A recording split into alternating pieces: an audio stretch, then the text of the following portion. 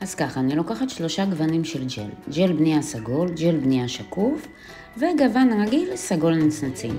בעיקרון את יכולה לבחור איזה גוונים שבא לך, ולעשות איזה צורה שבא לך.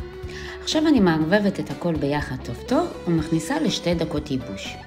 לאחר מכן אני מורחת טוב ושוב ייבוש. בגלל שהשתמשתי בנייר של התבניות, אז מאוד קל לי לשלוף את השבלונה. אני הופכת אותה, מנגבת אותה עם אלכוהול ומורחת טוב ומכניסה לייבוש. לאחר מכן אני לוקחת צירה עם הצד הגס ופשוט משייפת לצורת אליפסה. ועושה פינישים עם באפר. מנטרלת עם אלכוהול, טופ וייבוש. עכשיו אני עוברת לחלק של הטבעת. לקחתי סתם טבעת פלסטיק שמצאתי בבית ואני משייפת אותה מעט להוריד את השכבה העליונה. לאחר מכן אני מורחת שכבת נצנצים סגולה ממש בכל הטבעת ומכניסה לייבוש. לאחר שהיא התייבשה, אני עושה עוד שכבה כדי שזה יהיה אטום יותר. מסיימת עם טופ ועוברת לשלב ההצמדה. אני לוקחת כדור פוליג'ל שקוף, מניחה באמצע ומניחה את הטבעת ופשוט מייבשת עם פנס.